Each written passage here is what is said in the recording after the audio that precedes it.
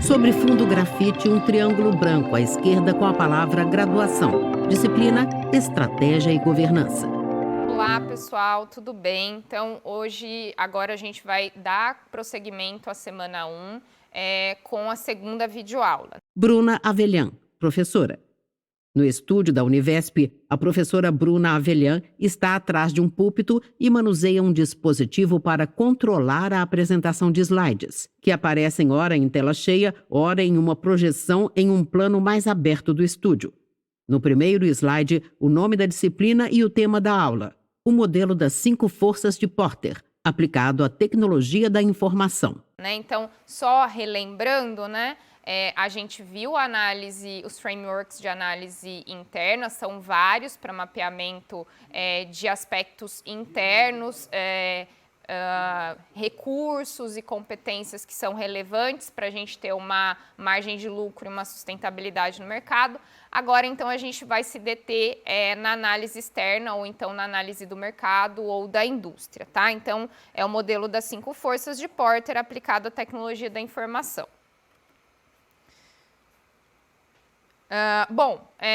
Para Porter, a empresa, então, é influenciada pelas 5 forças que afetam o crescimento sustentável e sua lucratividade, tá? Então, a forma como ela atua no mercado em comparação com as outras pode ser um diferenciador para ela ter mais ou menos lucratividade.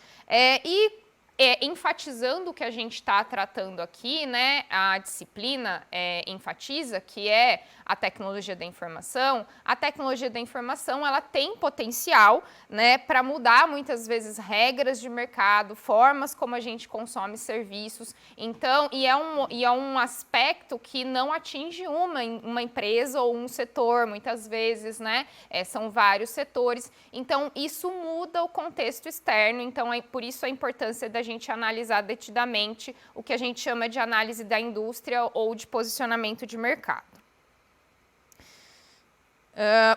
Com a introdução de novas tecnologias, novos modelos de negócio são criados, os quais, por sua vez, causam mudanças nas características da indústria. Basicamente, é o que eu acabei de colocar, Então, muitas vezes a tecnologia da informação, ela tem um potencial disruptivo ou de mudar a forma como a gente consome vários serviços. O evento da pandemia fez, por exemplo, que várias formas de consumir serviços se modificassem ou transitoriamente ou de forma permanente. Ao fazer uso da TI, novas estratégias são formuladas para atender não somente os clientes, mas também atingir os objetivos dos stakeholders. Em um novo slide, os tópicos lidos pela docente e a referência a De Coster, Sun, 2014.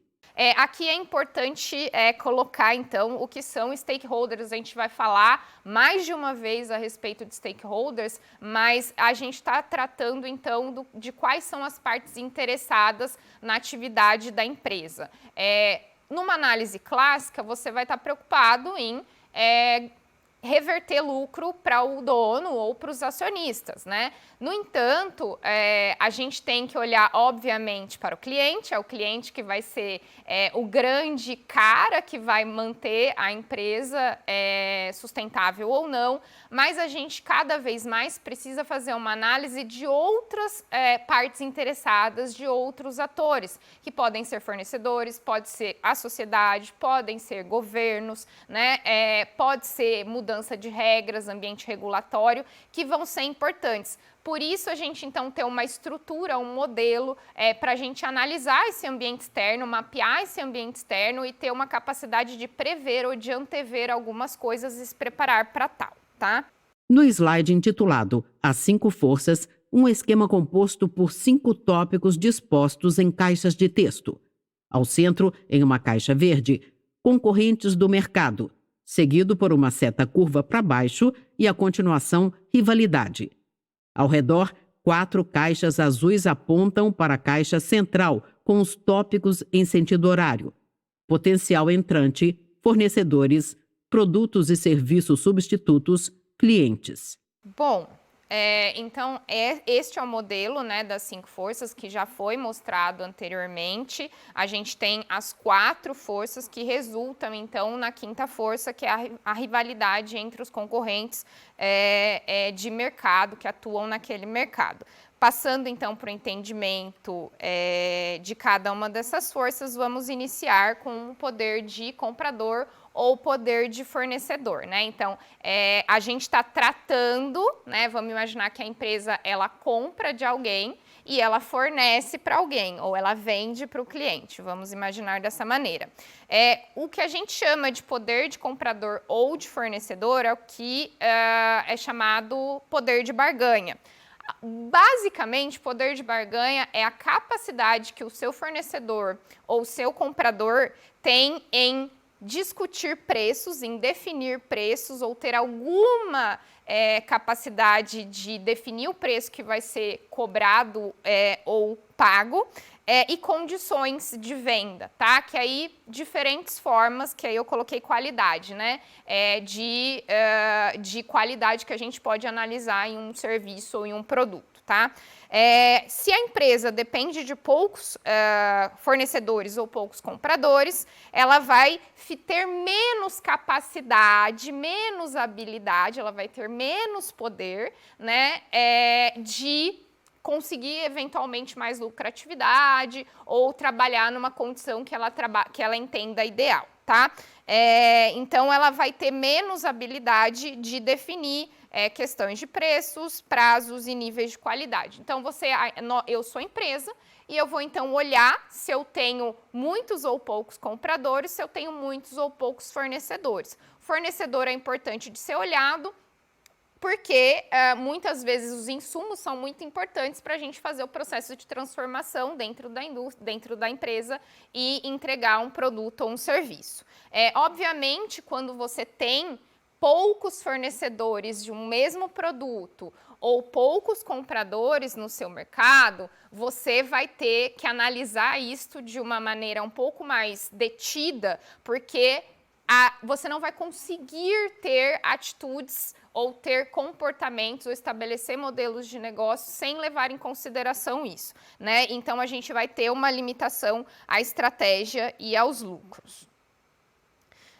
Um exemplo, né, da TI que vai amenizar, tá, esse poder de comprador ou de fornecedor, este poder de barganha, é o EDI, né, Electronic Data Exchange, e sistemas interorganizacionais que vão conectar base de dados ou informações acerca da produção entre fornecedores e indústria e empresa principal, especialmente falando aí de empresas do setor automobilístico, que é onde a gente tem a criação do JIT, do estoque zero.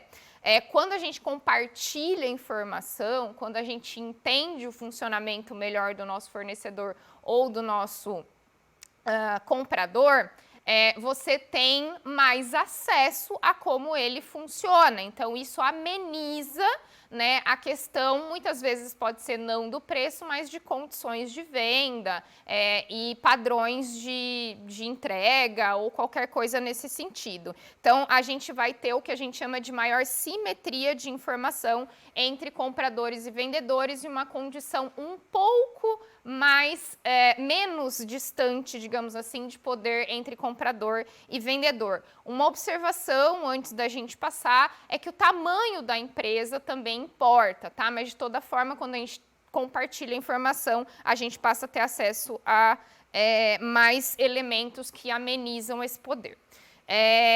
Depois a gente passa então para a terceira força, né? Então falamos de comprador e de fornecedor. A ameaça de novos entrantes. Então, a ameaça de entrar novas empresas além das que já atuam naquele setor. Então, a existência de produtos com alto potencial no mercado faz com que empresas passem a sofrer constantes ameaças de concorrentes, oferecendo produtos e serviços similares.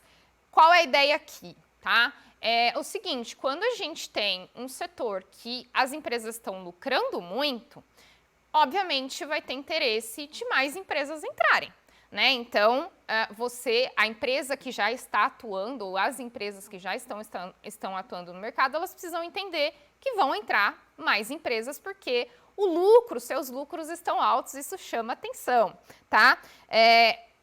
A inovação, a tecnologia da informação, muitas vezes ela facilita a entrada, tá? Porque torna menos difícil de você, ou menos custoso de você entrar em um determinado mercado. Então, a inovação propiciada pela tecnologia pode ser um fator decisivo do novo concorrente para agir sobre a indústria. Na maioria das vezes a gente pensa assim, mas pode ter situações em que a tecnologia da informação ou serviços associados à tecnologia da informação também são dificultadores, tá?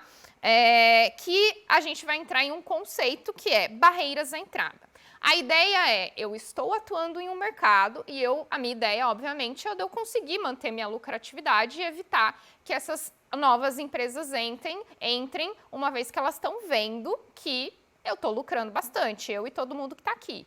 Né? Então, é interessante ter algum tipo de barreira à entrada, que faça com que seja mais difícil a entrada de novas empresas. Então, é uma situação na qual há algum aspecto que oferece peculiaridades e que levam o cliente a permanecer com determinado serviço ou produto, ou melhor, quanto mais difícil de copiar o serviço, mais altas serão as barreiras para a competição.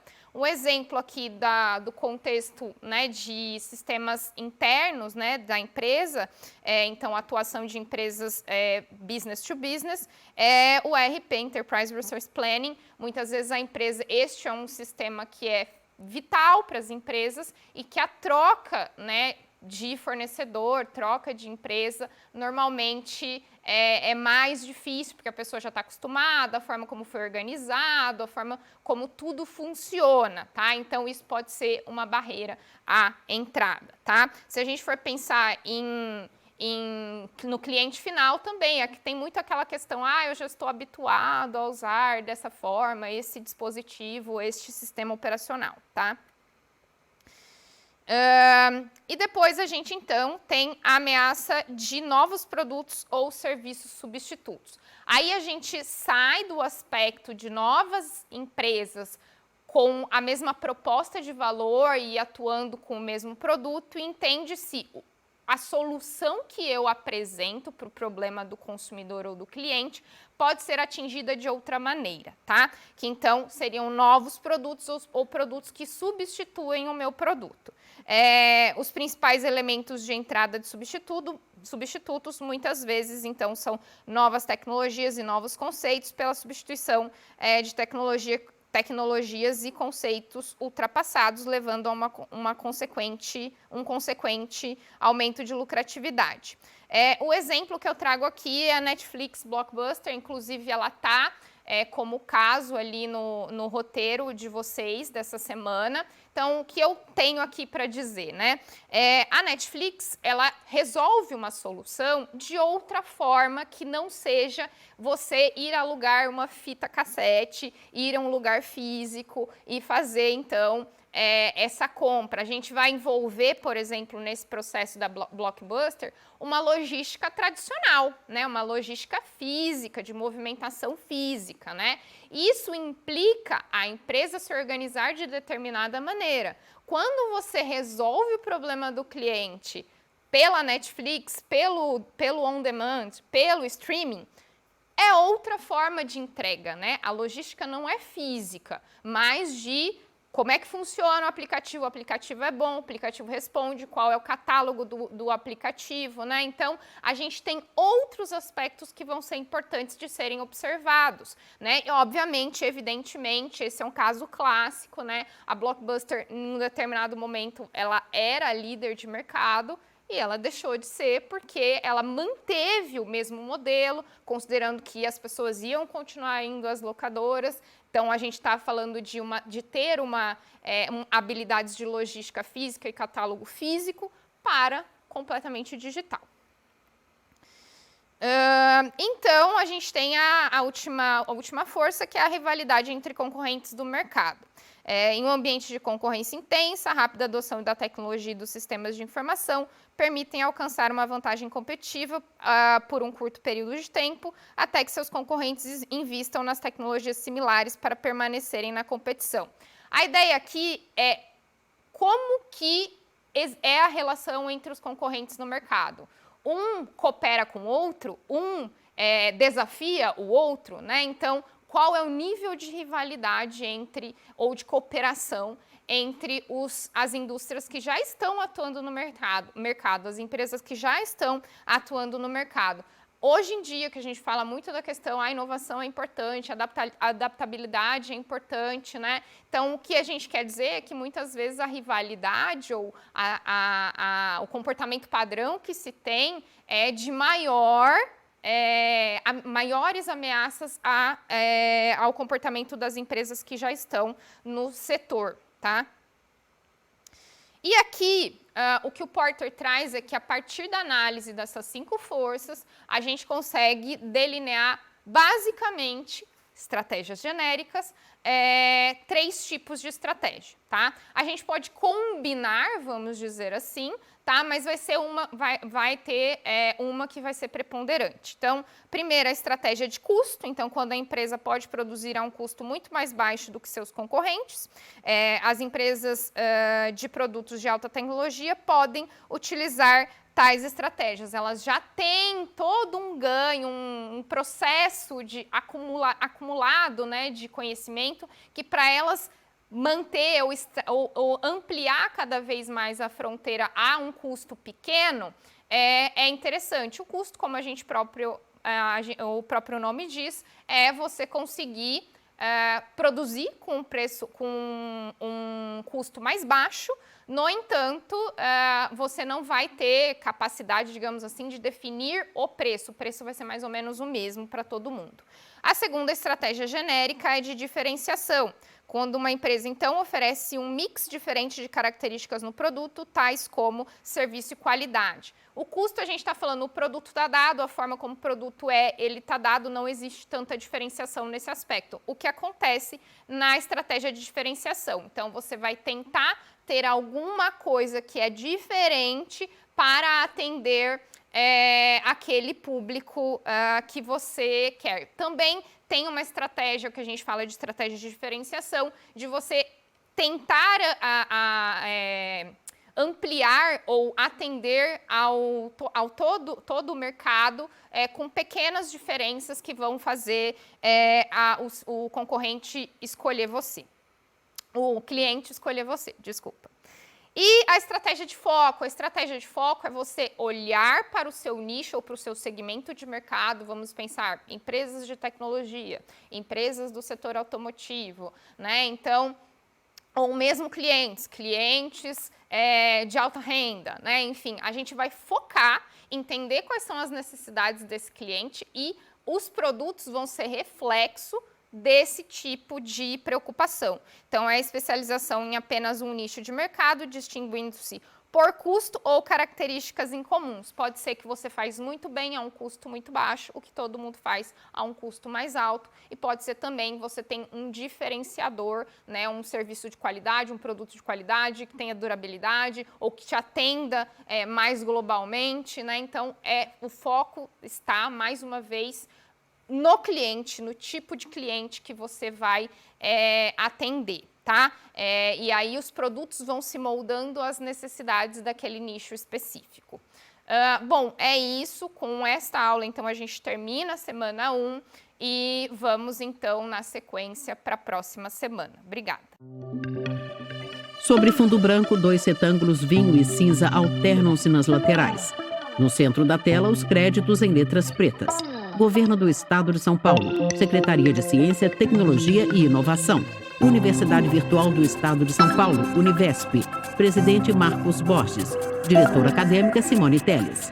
Audiodescrição, Núcleo de Acessibilidade Flix, roteiro Elisa Amaral, revisão Cláudia Guarnieri, consultoria Lara Souto, gravação Leandro Ribeiro, narração Valéria Grilo.